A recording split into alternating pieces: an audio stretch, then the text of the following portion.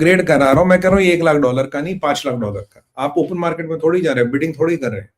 तो प्रैक्टिकली जो अपग्रेड का पैसा है वो शायद 100-150 मिलियन डॉलर हो, बाकी लॉकहीड मार्टिन को जाएगा। अब बोलो लॉकहीड मार्टिन को ये अमेरिका की गवर्नमेंट पैसे क्यों देती? भाई साहब, लॉकहीड मार्टिन अमेरिका के और अमेरिका गवर्नमेंट के लिए कई सारे नए प्रोजेक्ट्स और नए सारे रिसर्चेस करता है, जिसकी funding directly indirectly American government करती है। और ऐसे प्रोजेक्ट बहुत बेहतरीन तरीका होता है कि लॉकहीड मार्टिन को कुछ 200-300 मिलियन 400 मिलियन पहुंचा दो, पहली बात। दूसरी बात, लॉकहीड मार्टिन का स्टेटमेंट आया कि हमारा एक भी आदमी ग्राउंड पे नहीं जाएगा।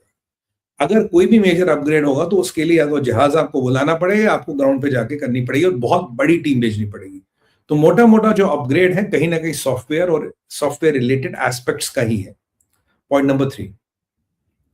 पॉइंट नंबर 4, अभी ये ट्रंप ने प्रपोज किया, अभी ये कांग्रेशनल अप्रूवल यानी कि वहां के पार्लियामेंट का अप्रूवल होना है। यूजुअली वहां के पार्लियामेंट को 1 महीने को आपको नोटिस देना होता है। 1 महीने का नोटिस देंगे तो फिर उस पे अगर वहां उनको आपत्ति होगी, सांसदों को डिस्कस होगा वो दोनों हाउसेज में। अगर सब कुछ ठीक चलता रहा 2 से 3 महीने में ये अप्रूवल आपका अप्रूव हो जाएगा। हाँ जी, ये अप्रूवल आपका अप्रूव हो गया, approval is good to go, ये आपका पहली बात है। उसके बाद जब अप्रूवल होगा, पैसा लॉकहीड मार्टिन को जाएगा। करीब करीब लॉकहीड मार्टिन को 2 साल लगेंगे इनको अपग्रेड करने में, 2 साल। कल अपग्रेड नहीं हो रहा तो पीरियड अगर एवरीथिंग गोज राइट 2.25 से 2.5 साल का है। F-16 अभी 4th जनरेशन फाइटर और अपग्रेड के बाद भी ये 4th जनरेशन फाइटर रहेगा। ये कोई 5th जनरेशन है, 4.5 जनरेशन में नहीं आएगा। That's important point. उसके अलावा आपको एक चीज और बता दो जो बड़ी इंपॉर्टेंट है आपके लिए समझना। ये कहानी है कि देखिए, अगर ये अपग्रेड नहीं करता तो ये जो जहाज है ये धीरे धीरे जंग हो जाते हैं और ये आपको डिस्कार्ड करने पड़ते हैं।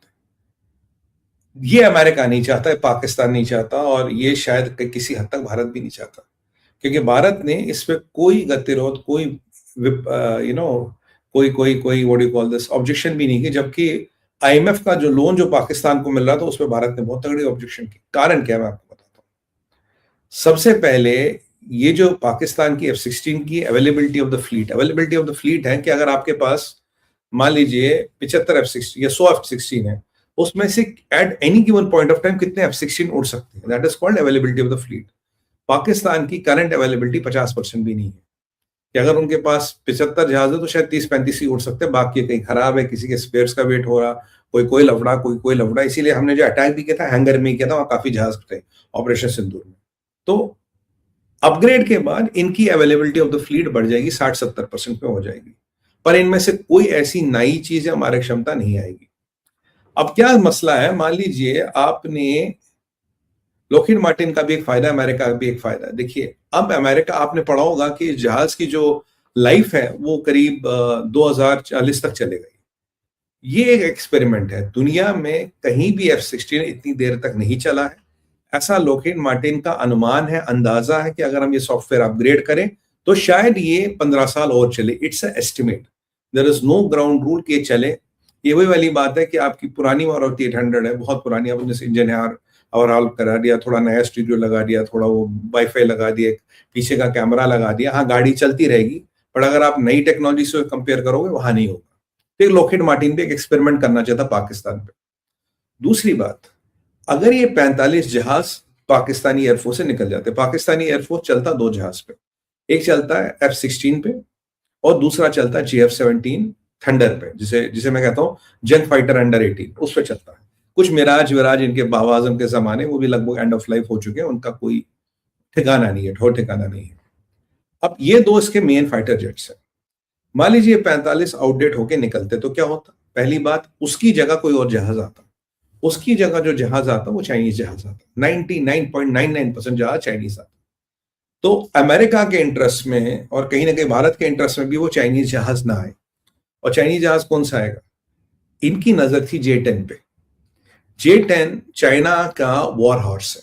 J-10 चाइना की एयरफोर्स का अब भी पसंदीदा जहाज है। J-10 के सामने वो J-35, जिसको चाइना 5th जनरेशन कहता, वो लेने को तैयार नहीं करा। हमारा J-10, we are happy with our J-10।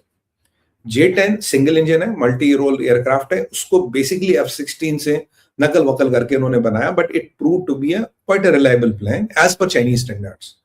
Pakistan को to best of my knowledge J-10 कभी नहीं दिया उन्होंने, ये J-10 मांगते। तो J-10 आते एक पोटेंट जहाज है, वो F-16 को रिप्लेस कर जाता।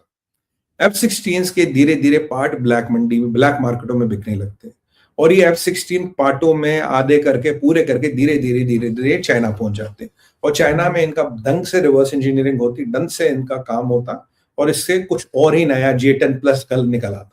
उसको भी रोकना था, पाकिस्तान पे इन्फ्लुएंस भी रखना था, पाकिस्तान की एयरफोर्स पे अमेरिका का डंडा भी रखना था। और एक और चीज हो, मैंने सुना है, कुछ लोगों से मैंने बात की है, एक अमेरिकन प्लेन्स में आप जानते हैं something called as a kill switch. Kill switch मतलब जिससे आप प्लेन को, सॉफ्टवेयर को बंद कर सकते हैं।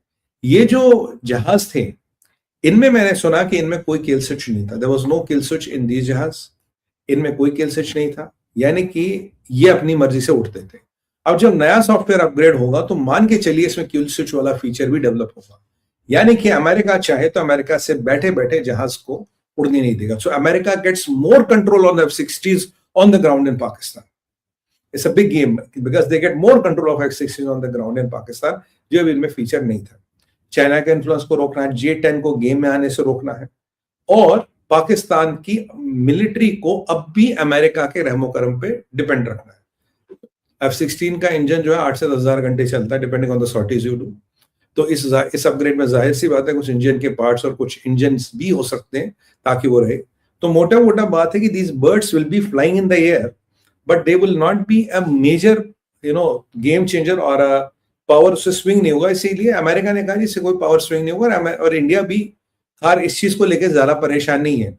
आपके रफेल्स और आपके Sus are much much times advance than this. आपके पास जो वेपनरी है भारत के पास बहुत एडवांस है। तो इसीलिए मैंने कहा अगर पड़ोसी के मारुति 800 का इंजन अपग्रेड होता है तो आपको चिंता की बात नहीं करनी चाहिए। ठीक है, करने दो यार, ठीक है, आपके पास तो फॉर्च्यूनर है, कहा 800 थोड़ी ना जीत जाएगी फॉर्च्यूनर से। कुछ ऐसा आप एक लेमैन्स लैंग्वेज में समझाने का प्रयास कर रहा हूं।